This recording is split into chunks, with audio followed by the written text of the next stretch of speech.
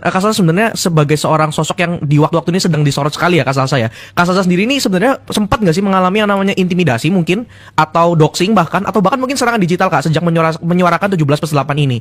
Dan bagaimana nih Kak Salsa dan tim ini dan rekan-rekan lainnya itu bisa antisipasi hal tersebut? Silakan Kak Salsa. Ya, sebenarnya topik ini kan meledak jadi besar itu karena saat aku menantang debat secara profesional, yang aku dapati itu kan adalah aksi-aksi yang melawan hukum gitu ya Kak. Dari mulai ada orang yang mau dikirim ke rumah gitu kan, terus setelah itu juga dia mengakui sendiri gitu kan, itu kan dipublish di story-nya dia, saya cuma mau main. Terus kan muncul pasti pertanyaan satu, dapat dari mana kamu alamatnya?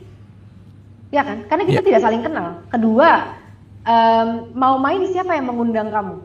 Kamu tidak boleh masuk ke pekarangan rumah orang tanpa adanya undangan dari orang tersebut, itu perbuatan melanggar hukum. Ada ayatnya gitu kan. Nah, itu dari awalnya tuh dari situ Kak sebenarnya gitu kan. Nah dia agak gimana ya, agak salah menantang orang gitu, karena nggak semua orang itu takut saat diintimidasi, nggak semua orang itu diam saat dibungkam. Ada beberapa orang-orang cegil seperti aku yang kalau diperlakukan seperti itu, kita semakin membara membabi buta kelojokan, guling-guling gitu kan. Maksudnya kita semakin ngerasa wah makin nggak adil. Dan itu contoh Kak, itu cuma satu contoh yang aku rasa itu pasti sudah jadi pola Kak. Dan aku sudah menemukan bukti-bukti bahwa itu sudah menjadi pola. Isi langsung dibuka tuh, bahkan ada tweetnya yang aku temukan gitu kan. Oh nama kamu ini, alamat kamu ini, itu dia publish loh di tweet loh. Secara publik dia mengatakan seperti itu. Gitu. Dan setelah aku banyak bersuara gitu, apalagi yang sudah keluar tuntutan ini, terus aku semakin menekan yang lain-lain gitu kan. Setelah itu terjadi kan yang awalnya lucu itu adalah tiba-tiba KTP aku di-up kan semuanya gitu, di thread dengan nama ibu, tanggal lahir, alamat dan lain sebagainya. Terus dituduh LGBT aktivis pertamanya kan. Ini lucu banget ya karena Denmark udah melegalkan LGBT sebagai negara pertama di tahun 1980. Lah terus aku ngapain mau aktivis LGBT lagi gitu kan?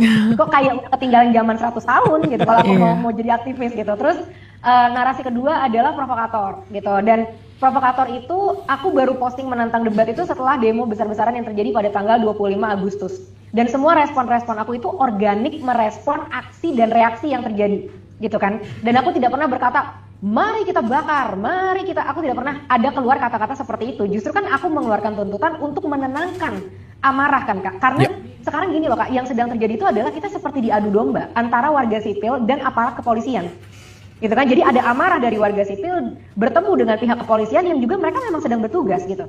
Dan amarah ketemu dengan perasaan terancam, akhirnya apa? Chaos kan yang terjadi gitu. Nah, aku mau meredam itu, udah ayo, maksudku selamatkan diri kita masing-masing karena kita sama-sama manusia, kita sama-sama bangsa Indonesia. Nah, terus setelah itu semua terjadi, semakin aku vokal, semakin banyak tuh Kak narasi-narasi yang Kak Salsa sebenarnya sebagai seorang sosok yang di waktu-waktu ini sedang disorot sekali ya Kak Salsa ya. Kak Salsa sendiri ini sebenarnya sempat nggak sih mengalami yang namanya intimidasi mungkin atau doxing bahkan mungkin serangan digital Kak sejak menyuarakan 17+8 ini. Dan bagaimana nih Kak Salsa dan tim ini dan rekan-rekan lainnya itu bisa antisipasi hal tersebut? Silakan Kak Salsa.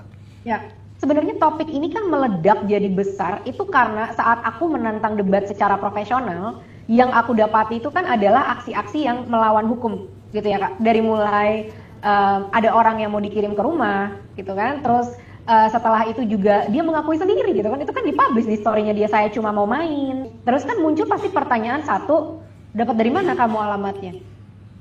Ya kan, karena kita tidak saling kenal. Kedua, mau main siapa yang mengundang kamu? Kamu tidak boleh masuk ke pekarangan rumah orang tanpa adanya undangan dari orang tersebut, itu perbuatan melanggar hukum. Ada ayatnya gitu kan. Nah, itu dari awalnya tuh dari situ Kak sebenarnya gitu kan. Nah dia agak gimana ya, agak salah menantang orang gitu, karena nggak semua orang itu takut saat diintimidasi, nggak semua orang itu diam saat dibungkam.